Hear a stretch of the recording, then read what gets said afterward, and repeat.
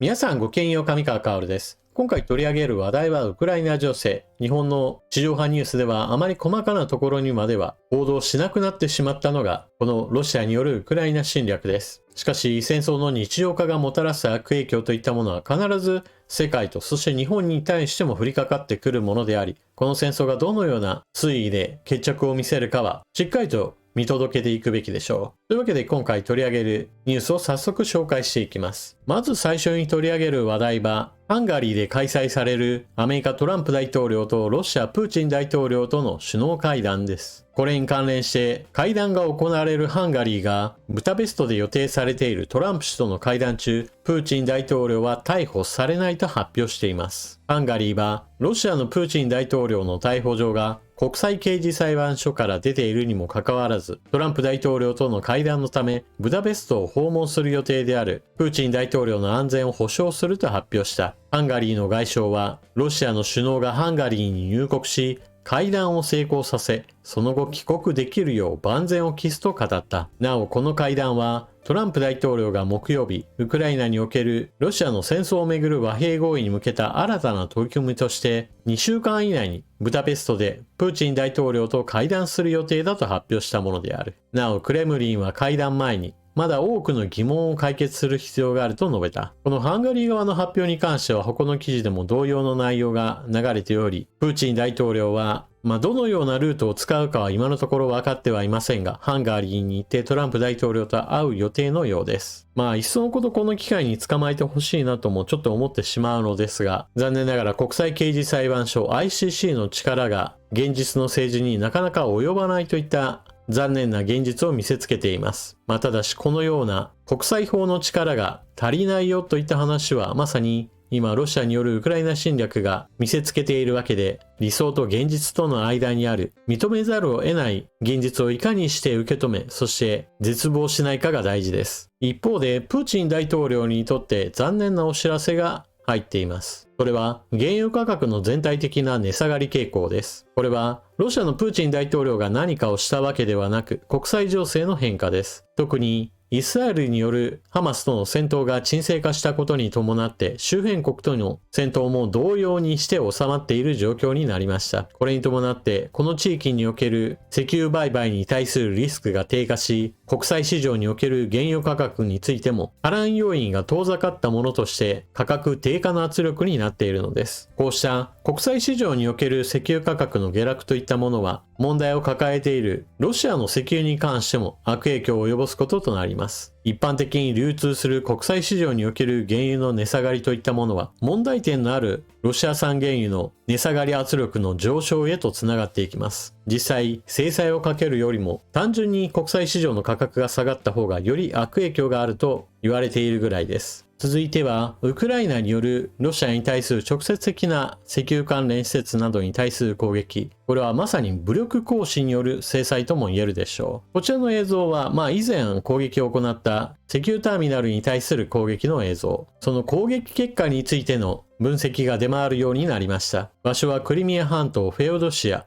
石油の貯蔵タンクについて3つの色付けで四角く囲われています。まず2025年10月2日、次にこちらが10月17日、黄色で囲われた部分におけるタンクはおそらく消火活動の影響で泡がたっぷりかかっていて全体像がわからなくなっています。一方赤で囲われた部分はもう完全に燃え尽きたような状態となっています。緑の箇所は半分のタンクが焼けたことでしょう。このようにして攻撃の成果が確実に傷跡として残っています。続いて同じくこちらもクリミア半島中部における石油貯蔵庫に対する攻撃。こちらの施設は生成施設ではなく単純に燃料を集めて蓄えていく場所のようです。こちらは住民が撮影した写真。ロシア政府はこうしたウクライナ軍の攻撃とみられる映像や写真については撮影しインターネットに投稿しないようにと呼びかけています。しかし現実に目の前で起こっている大火災などを目にして現代人がそれを撮影せずにはいられないでしょう。続いては、ちょっと何やってるのかなというような感は9大。キーウポストより、ロシアの特使、ベーリング海峡の下にプーチン・トランプ鉄道トンネル建設を提案。ルート案としてはこちら。ベーリング海峡の下を掘り進めることによって、アメリカ・アラスカ州とロシアをつないでしまおうという提案です。ロシアの大統領対外経済協力特使で、ロシア直接投資基金 RDIF の CEO であるキリル・ドミトリエフ氏は、ベーリング海峡を越えてロシアとアラスカを結ぶ鉄道トンネルの建設を提案した。アメリカとロシア、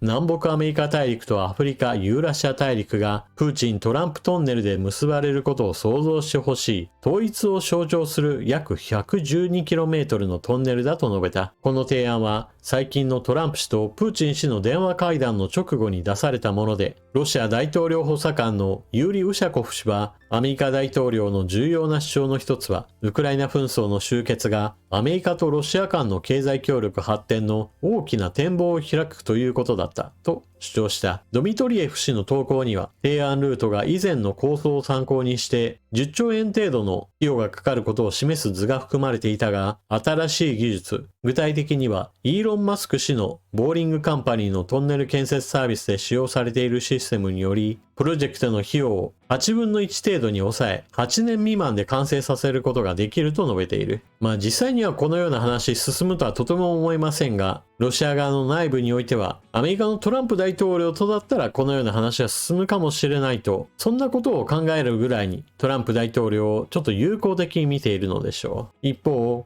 日本企業にもこの国際情勢の変化で声がかかるかもしれない。そんな記事も出ていました。ロイター通信より、川崎重工とドイツタウルス社技術協力を検討。巡航ミサイルのエンジンで、川崎重工業とドイツの防衛企業タウルスシステムズが巡航ミサイル向けのエンジン技術で協力を検討していることが分かった。タウルスが川崎重工の技術に関心を寄せており、日本とドイツの共同開発に発展する可能性がある。タウルスの巡航ミサイルをめぐっては、ドイツがウクライナに供与する議論がたびたび浮上している。両社は5月に東京で開かれた防衛装備の展示商談会に合わせて覚書を結んだ。タウルスは川崎重工が開発するエンジンが軽量で高効率と評価。自社の巡航ミサイルに技術を取り入れたい意向で協力を打診したという。武器の輸出や技術協力は政府間の枠組みの下で行われる。日本は防衛装備移転3原則で武器の輸出や技術移転を制限している。関係者によると、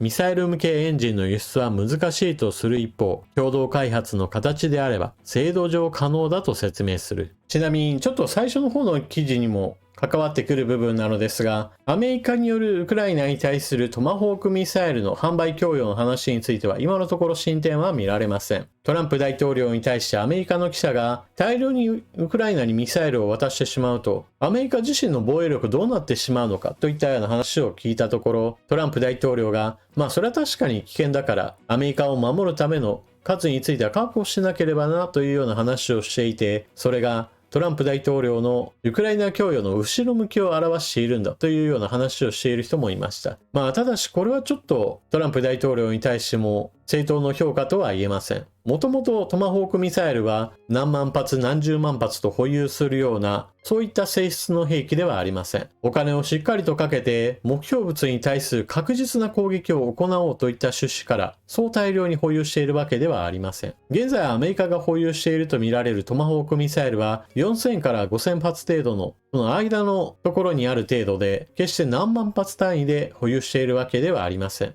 ですから、たとえウクライナに販売供与するにしても、4000発程度を送ろうなんていう話にはならないはずです。ある程度、1000発以下のそれなりの数といったような形で話がまとまるでしょう。ただし、それをもって、じゃあ全然大したことじゃないんだから、何の影響もないと考えるのはちょっとそれは行き過ぎというものです。物事には0か100というようなわけではなく、どこかに評価ポイントがあるという話はたびたびするわけですが、今回の例もそれに当てはまります。というのも、トランプ大統領自身がプーチン大統領に何千発ももしもウクライナにトマホークミサイルを送ってもそんなに気にしないのかみたいな話を振ったところ、プーチン大統領はこれに非常に嫌がっている様子を見せたとトランプ大統領は語っています。本当にそうなのかについても、他には誰にも確認しようがないわけですが、実際にそのぐらいアメリカがトマホークミサイルを送るとロシアで被害が拡大すること、それ自体は確かです。親ロシア派の軍事ブロガーらも、数が少ないんだったらトマホークミサイルがやってきたところで、大したことじゃないだろうと言いつつも、アメリカがもしもウクライナにトマホークミサイルを供与するようなことがあれば絶対に許さないみたいな形で供与されても影響がないと言いつつ、供与されたら絶対許さないといったようなかなり矛盾した言動を見せています。そのぐらい本音のところではトマホークミサイルが供与されること、それ自体は歓迎されていないことは明らかです。それだけにゼレンスキー大統領としては、たとえ少数であったとしてもトマホークミサイルが入ってくることを望んでいることでしょう。そして現代における巡航ミサイルやもしくは長射程のミサイルに関しては各国の開発競争が今かなり盛んになっています。というのも、従来はもっと戦争に対する考え方として一撃必殺的なかなりの値段が高くても高性能であればそれなりの数あれば十分ではないかといった考え方がありました。そのためにトマホークミサイルも順次バージョンアップが重ねられていくことにより、値段は高いけれども高性能を維持しているんだから問題ないよねといった考え方があったわけです。しかし現在行われているロシアによるウクライナ侵略といったものは、そうした非常に高価格の製品といったものが大量に長期間使うことが困難であり、もっと安くそれなりのものを大量に生産するといった考え方を採用すべきだという考え方が広まっています。この究極系というものが小型のドローンであり、その上の射程距離を伸ばすんであれば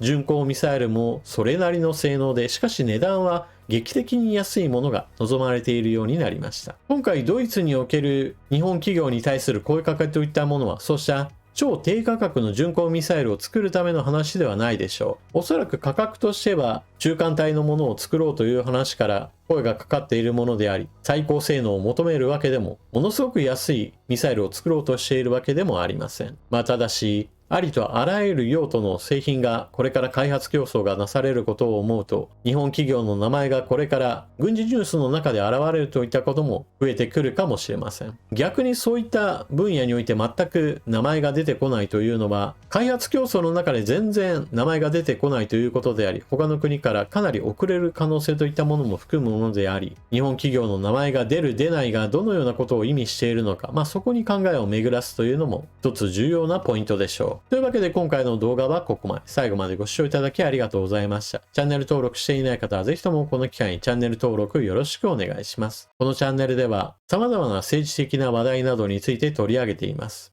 ぜひとも情報の整理整頓更新にお役立てください。それでは次の動画でまたお目にかかりましょう。またね。